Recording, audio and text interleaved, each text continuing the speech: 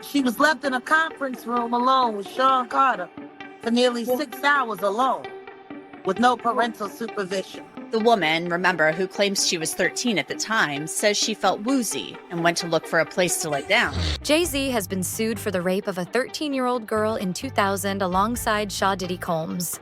The lawsuit, originally filed in October, was refiled today to include Jay-Z as a defendant. The anonymous accuser claims that the assault occurred at an MTV Video Music Awards afterparty. Jay-Z has denied the allegations and urged a criminal complaint be filed instead of a civil one. He also criticized the attorney behind the lawsuit, Tony Busby, accusing him of exploiting the case for personal gain. A civil lawsuit was filed by lawyer Tony Busby against rapper Sean Carter, alleging that Carter had been involved in the alleged rape of a 13-year-old Jane Doe. The victim claims that Diddy and Jay-Z ripped her at an afterparty following the MTV Video Music Awards in New York City. The lawsuit contains details that only someone who has been inside Jay-Z's house could know about Dobie. The complaint begins with defendant Sean Combs and his longtime friend and collaborator Sean Carter drugging and raped a 13-year-old girl at an afterparty following the 2000 Video Music Awards. Another celebrity stood by and watched as Combs and Carter took turns assaulting the minor. Many others were present at the afterparty but did nothing to stop the assault. Combs has been allowed to conduct himself in this manner without any consequences, believing he is above the law. Jay-Z believes that Sean Carter was not only present or participated in the alleged crime, but for other instances. This raises the question of whether he could be hit with more lawsuits if the allegations are true.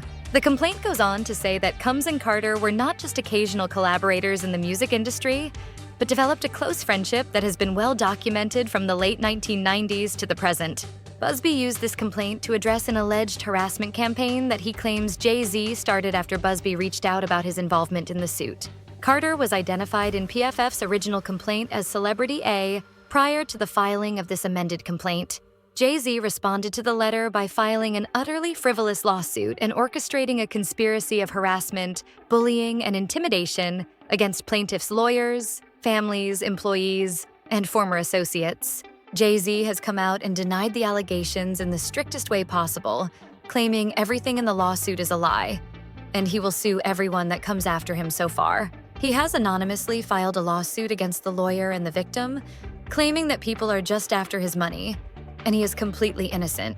Jay-Z is believed to be the John Doe who recently filed a lawsuit against Tony Busby, alleging extortion and intentional infliction of emotional distress. The lawsuit alleges that several celebrities present at the party saw Jay-Z and Diddy performing, but only stood around and laughed. This is not unique to this case, as people connected to Diddy have been aware of the abuse being carried out at his parties, but stayed quiet in cases like these. There is proof parents were handing over the children to Diddy and Jay-Z in return for money. Jay-Z is staying on the offensive, going after not only the attorney who filed the rape lawsuit against him and Diddy, but also the accuser. He has filed a new motion this morning to level the playing field with the accuser. A woman who had filed the law against Diddy back in October, alleging that he had raped her at a VMA afterparty in the year 200, when she was only 13 years old. She allegedly was given a drink and felt woozy, and there was a male celebrity and a female celebrity involved in the rape. She refiled the lawsuit on Sunday and named Jay-Z as the unnamed celebrity involved in the rape. Jay-Z's response to the allegations is extraordinary, as he went way more than just denying it. He went directly after the attorney, stating that his lawyer received a blackmail attempt from a lawyer named Tony Busby, which made him want to expose him for the fraud. This approach is common in these types of cases, as they are often coordinated and desperate efforts to focus the public's attention on the individual to avoid attention on the allegations being made by their clients. 50 Cent has also come forward and given his opinion on the case, stating that Jay-Z is dangerous, and if the allegations are true, it is scary because Jay-Z has a daughter that is the same age as his alleged victims. 50 Cent even posted a video on his Instagram showing Jay-Z going to jail with the caption, "I want to post this, but I'm afraid I'm going to get shot." The allegations against Jay-Z aren't anything new, but they are causing controversy and causing concern among the music industry. The allegations against Jay-Z are not new, but they are causing concern among the music industry and the public. Jay-Z and Diddy have been publicly speaking out about the alleged abuse that Jay-Z was carrying out, with both saying that Jay-Z is worse than Diddy. However, Jay-Z has always been cautious and willing to hurt those coming out against him. Diddy used to hate Jay-Z enough when he tried to get J. Rue to go at him.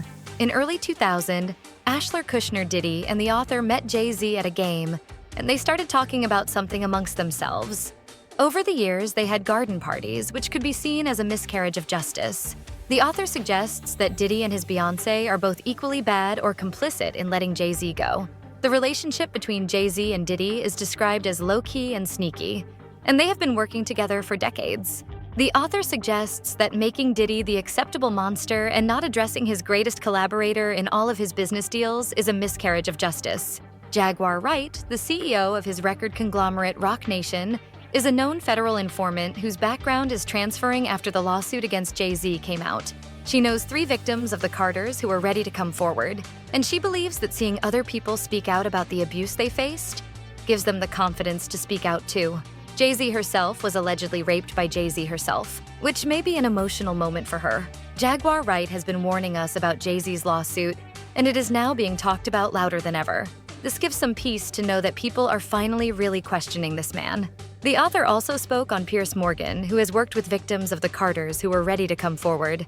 Everyone in the backdrop knew that he was the celebrity John. Despite the controversy surrounding Jay-Z, the author believes that her husband knows exactly who he is, and that if these alleged victims come out, it will help them feel more confident. Johnny Depp's lawyer has discussed the case of Jay-Z and his involvement with minors, stating that if victims have details about the case, there is a good chance that Jay-Z ends up behind bars. However, one of the real weaknesses is that these allegations are ancient. One weakness is that there was a witness other than Diddy who was of another woman, and her testimony could be crucial in corroborating the plaintiff's claims.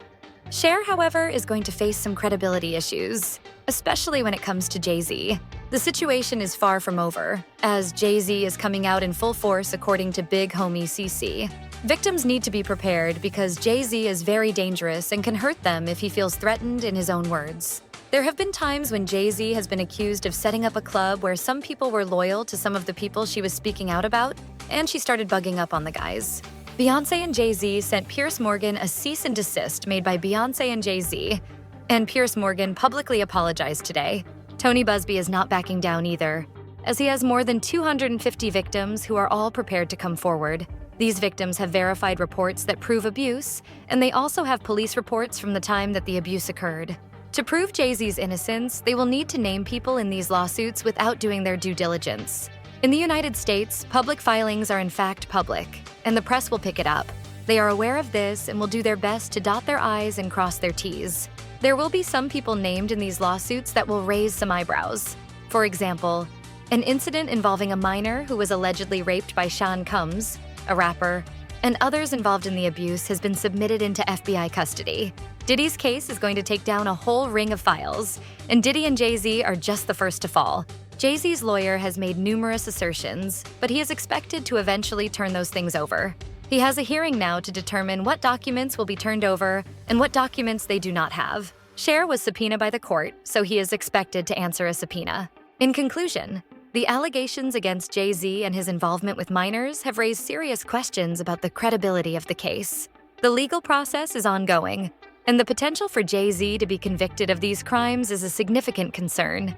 The marshals have been bringing Kim Porter to a hearing where they will discuss the case of Jay-Z and his co-conspirators who helped and facilitated him rap and media mogul Jay-Z.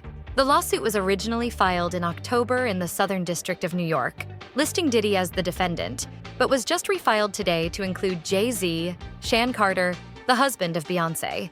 The suit claims that the assault occurred after she was driven to an after-party following the MTV Video Music Awards. The suit says she was offered a drink that made her feel woozy and lightheaded and felt like she needed to lie down shortly after the suit claims Jay-Z and Diddy entered the room where she was resting, eventually sexually assaulting her. Jay-Z and his team of lawyers are denying the claim and say they are victims of blackmail. They have stated that they will not give you one red penny, and their only heartbreak is for his family. Jennifer Coffin, former FBI special agent, joined the conversation to break down the situation. The real-time back and forth between the two parties tonight is interesting, as JC came out strongly and said, "I'm GNA, go after you," and then filed a suit quickly on the heels of the other suit against Busby and the accusers. This has led to taunting back and forth in the media. The revelations from this lawsuit are sending shockwaves through Hollywood as more victims come forward and critical evidence is unearthed. It seems the music industry's darkest secrets are finally coming to light. But what does this mean for Jay-Z's legacy, and will justice truly be served? The specificity of the details in the filing stands out to the judge, as it describes a house, driveway, another woman being there, and a driver taking her. This means there could be additional witnesses to either side of the story or refute the story. The 13-year-old says there is a female there that has not been disclosed either, which will be very interesting because she could be culpable in this as well.